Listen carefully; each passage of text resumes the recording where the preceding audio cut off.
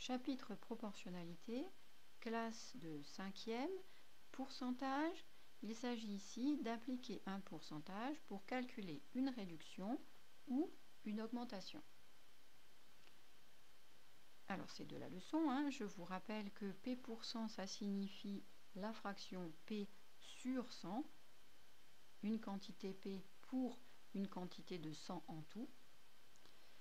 Appliquer un pourcentage, donc une méthode. Donc déjà, la méthode est à connaître. Hein. Calculer, et donc ça c'est à savoir par cœur, calculer P% d'une quantité, c'est multiplier cette quantité par la fraction P sur 100. C'est vraiment à connaître. Multiplier cette quantité par la fraction P sur 100. Comment est-ce qu'on s'en sert? Bien, je vous ai fait un petit exemple. Alors, l'exemple, code couleur, les exemples, c'est en vert. On a une écharpe, donc là je vous ai mis l'écharpe de serre d'aigle. Une écharpe qui a rétréci au lavage de 12% de sa longueur. Elle mesurait 2,50 m. De quelle longueur a-t-elle rétréci? Alors déjà, j'écris en français. La réduction, de quelle longueur elle a rétréci, donc elle a réduit. Elle a réduit de quoi? Elle a réduit de 12% de sa longueur. Eh bien, à la place du mot longueur, sa longueur de départ, eh bien, c'était 2,50 m. Donc, je vais remettre ce 2,50 m. L'écharpe a rétréci de 12% de sa longueur. Je vais donc mettre 12% de 2,50 m. Et je l'écris en français. Et le petit mot 2, et on l'a vu, c'est multiplié par. P% d'une quantité, c'est multiplier cette quantité par P sur 100. 12% de 2,50 m, c'est 12% multiplié par 2,5 m. Donc la réduction, ça va être P sur 100, 12 sur 100, fois 2,5 m. Voilà, c'est tout simple. Maintenant, vous vous souvenez, multiplier une fraction par quelque chose, ben, c'est pas compliqué. On multiplie en haut ce qui est en haut, en bas ce qui est en bas. En haut, on a 12 fois 2,50. En bas, on n'a que 100.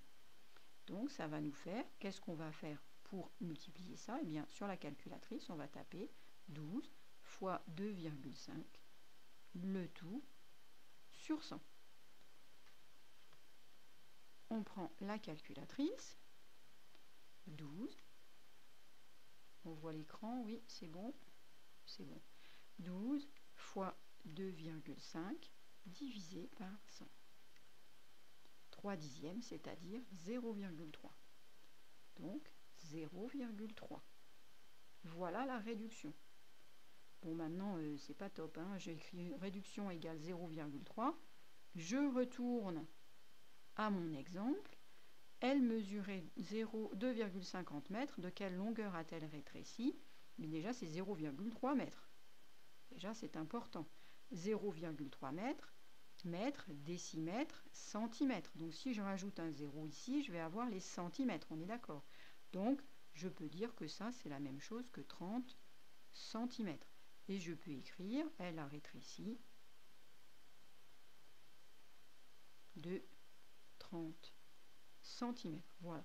Donc, mon exemple est terminé. J'ai bien compris.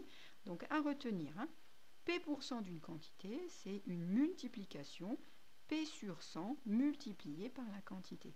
Je l'écris d'abord en français en ayant bien entouré ou repéré dans le texte la longueur, c'était combien, d'accord, la quantité en question, quelle est sa valeur, et puis je fais d'abord en français, puis je transforme le mot petit 2 en le symbole multiplication, la fraction, etc. Et ça, après, ça marche tout seul, hein, on appuie sur les boutons de la calculatrice. Maintenant, il faut faire un petit peu attention. Dans cet exemple, on est d'accord qu'on a calculé la diminution due au rétrécissement, mais qu'on n'a pas la nouvelle longueur de l'écharpe. Ça, c'est important parce que ça fait partie des erreurs que je vois souvent, hein, à savoir ce qu'il faut retenir. Et donc, ça, c'est aussi une phrase qu'il faudrait savoir par cœur pour pouvoir se la réciter, hein, quand on fait ces problèmes. Il ne faut pas confondre réduction et prix réduit. Si vous savez cette petite phrase-là par cœur, vous avez une application de pourcentage à calculer Vous récitez la phrase là, il ne faut pas confondre réduction et prix réduit. Est-ce que j'ai calculé la réduction ou est-ce que j'ai calculé le prix réduit? Vous pourrez vous poser la question, alors que si cette petite phrase-là n'est pas dans votre petite tête et vous ne la récitez pas, eh bien le problème, vous pourrez passer à côté en fait. D'accord? Quand on est entraîné et qu'on sait tout faire tout bien, évidemment, on n'a plus besoin de se la réciter parce qu'en fait, elle arrive naturellement sans même qu'on s'en rende compte et très très vite. Mais quand on est débutant, il est normal de se la réciter. Voilà, je pense que maintenant vous avez bien compris la méthode et que vous allez réussir à l'appliquer sans souci. N'hésitez pas à bien vous réciter les méthodes et les phrases clés dans votre tête. C'est ce qui va vous permettre de réussir.